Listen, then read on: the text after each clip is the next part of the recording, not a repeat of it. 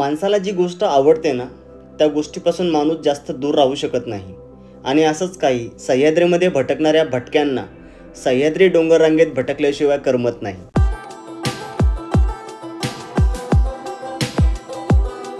जय शिवराय मित्रांनो, आज मी जात आहे किल्ले तिकोनाची भटकंती करायला आणि या किल्ल्याचा इतिहास जाणून घ्यायला. तर चला.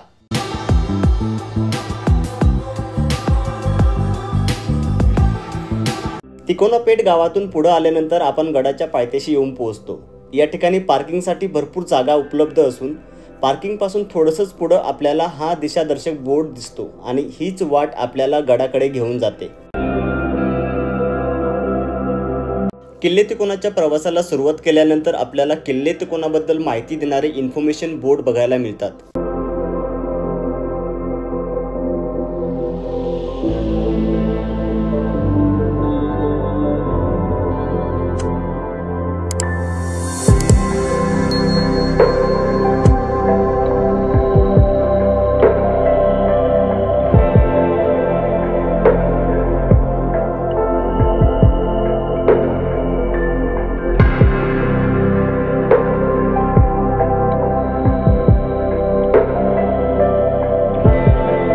नमस्कार मंडळी, मी आदित्य पुन्हा एकदा तुमचं मनापासून स्वागत करतो आपल्या मराठमोळ्या यूट्यूब चॅनलवर.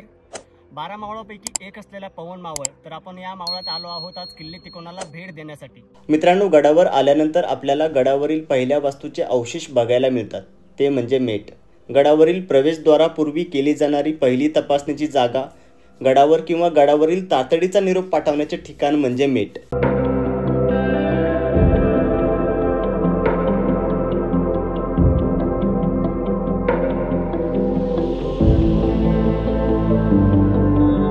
थेट किल्ल्यावरून सूर्यदर्शन म्हणजे सह्याद्रीमध्ये भटकणाऱ्या भटक्यांच्या आयुष्यात लक्षात राहणारा क्षण असतो. त्यामुळे प्रत्येक सह्याद्रीमध्ये भटकणारा भटका तो क्षण भरभरून जगतो.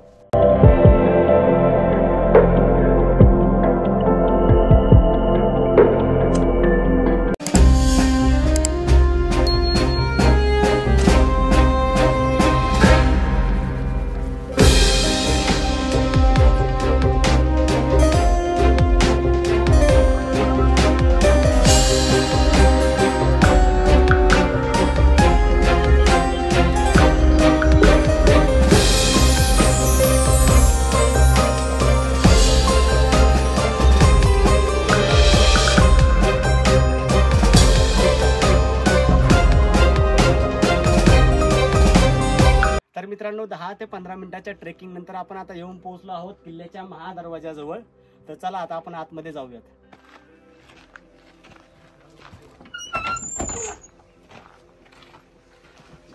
प्रवेश केल्यानंतर डाव्या हाताला आपल्याला ही देवडी दिसते. या देवडीचा शिवकालीन काळामध्ये मावळ्यांना बसण्यासाठी आणि या महादरवाजाचं रक्षण करण्यासाठी केला जात असे.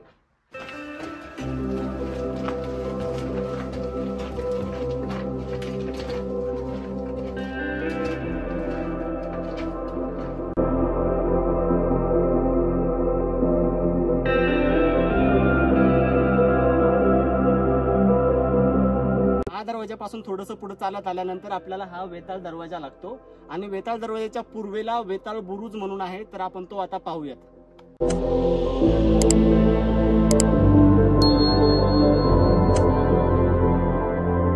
तिकोना किल्ल्याचा इतिहास जर पाहिला तर आपल्या लक्षात येईल की किल्ला नक्की कोणी बांधला हे आपण एक्झॅक्टली सांगू शकत नाही. पण आपण जेव्हा बोरघाट वर चढून येतो तेव्हा या भागामध्ये भाजे, कारले, बेडसे यासारख्या प्राचीन लेण्या आहेत. या लेण्यांच्या संरक्षणासाठी आणि घाट मार्गावरून होणाऱ्या वाहतुकीवर वचक बसावा यासाठी ज्या किल्ल्यांची फळी निर्माण केली होती त्यामध्ये या तिकोना किल्ल्याचा समावेश होता.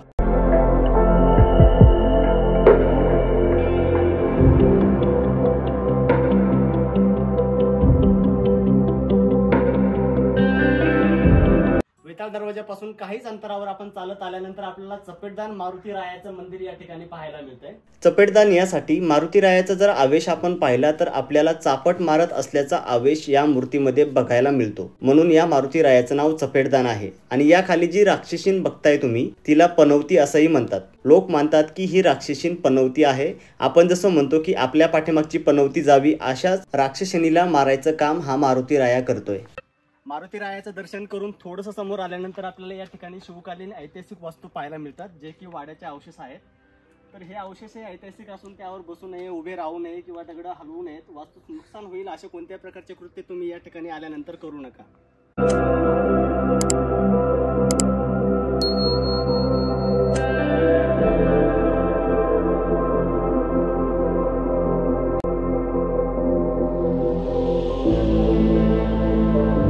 शिवकालीन वाड्यांचे अवशेष पाहिल्यानंतर समोरच या ठिकाणी प्राचीन लेणी सुद्धा असून तळजाई देवीचं मंदिर म्हणून स्थानिक लोकांच्या ही लेणी परिचयाची आहे.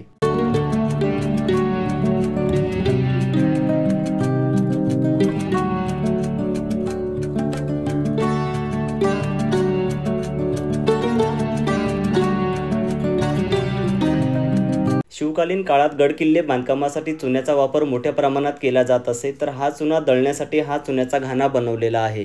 चुना दळण्यासाठी या घाण्याच्या चरामध्ये चुनखडी, वाळू, गुळाचे पाणी, मेथीच्या बिया, बेलफळ यासारखे पदार्थ एकत्र करून हे चाक बैल जोडून फिरवले जात असे आणि गड बांधकामासाठी लागणारा चुना तयार या ठिकाणी केला जात असे.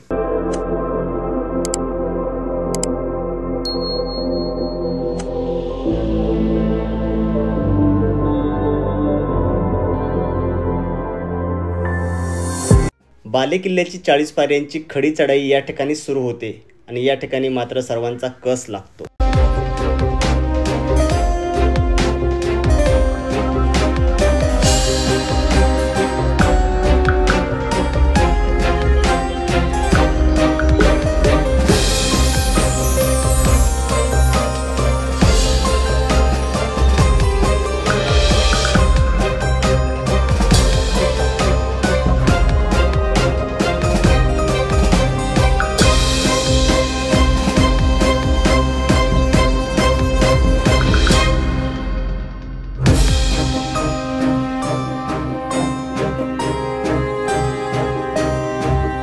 तीस ते 40 मिनिटाच्या ट्रेकिंग नंतर आता आपण येऊन पोहोचलो आहोत बाले किल्ल्यावर आणि पोहोचल्या आपल्या समोर दिसतंय ते गडावरील वितंडेश्वराचं मंदिर. गडावरील शिवशंभूचं दर्शन घेऊन आम्ही पुढील गड भ्रमंतीला सुरुवात केली.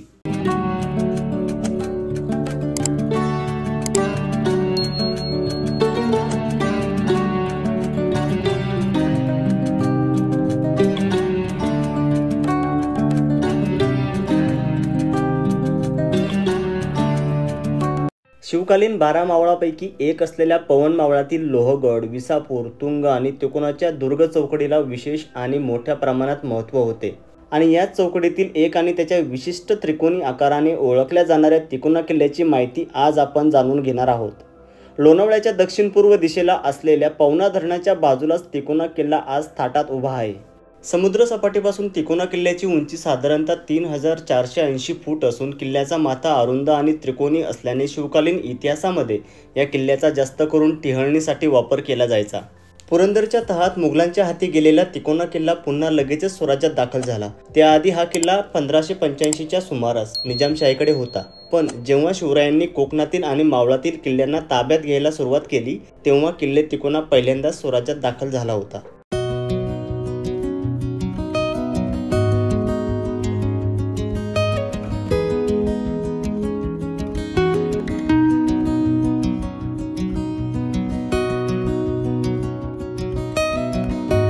तिकोना पेठ मार्गे किल्ले तिकोनाला जाण्यासाठी सोपी वाट असून आणि गाडी थेट किल्ल्याच्या पायथ्याला येत असल्याने तिकोना किल्ल्याला भेट देणाऱ्यांची संख्या दिवसेंदिवस वाढतच आहे.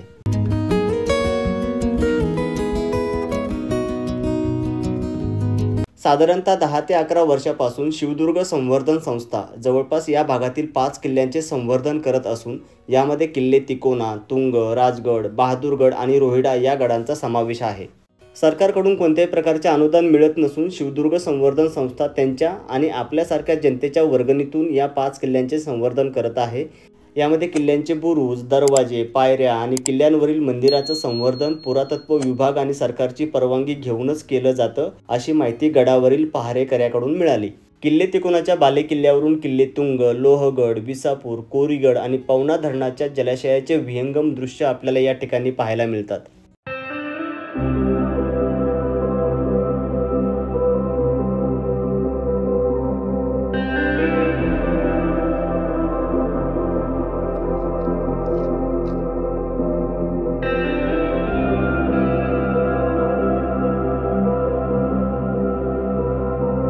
एका बाजूला पवना धरण तर दुसऱ्या बाजूला मावळ प्रांत, किल्ल्यावरील मळलेली पाऊलवाट, शिवकालीन इतिहासाचे साक्ष देणारे अवशेष, बाल्य किल्ल्यावरून दिसणारं निसर्ग सौंदर्य खरोखरच खूप अवर्णनीय आहे.